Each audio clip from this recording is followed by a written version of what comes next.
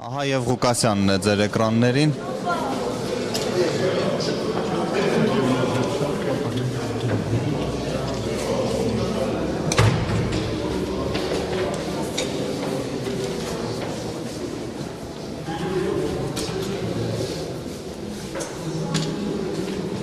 Եվ այժմ էլ ձեր էկրաններին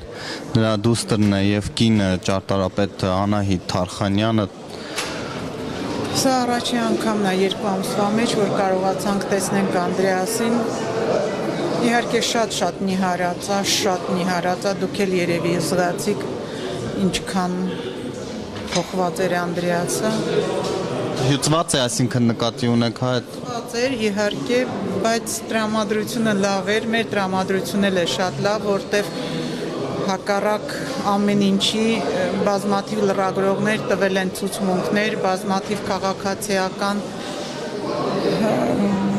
ակտիվիստներ ցուցմունքներ են տվել Սարի թաղում 29-ին ինչ է տեղի ունեցել, սկսած Ազատության հրապարակից մինչև Սարի թաղի դեպքերը եւ բոլոր վկայությունները խոսում են նրա մասին, թե ինչքան է Արմենը Մարտիրոսյան, Դավիթ Սանասարյան եւ Անդրեասը ինչքանով օգնում էին ժողովրդին, ինչքանով պահում էին ժողովրդին, որ ինչ-որ միջադեպեր տեղի չունենան եւ դա ամենակարևորն է, որտեղ այսօր ընդամենը 2 ոստիկան, որոնք որ իրար ենթարկվում են, տալիս են ցուցմունք եւ ձերբակալում են 3 հոգի քաղաքական գործիչ, շատ մեծ նշանակության այսօրվա օրով Հայաստանի համար,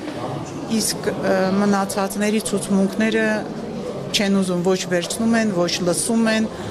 ոչ էլ հետո։ Միայն ոստիկանական ցուցմունքների։ Միայն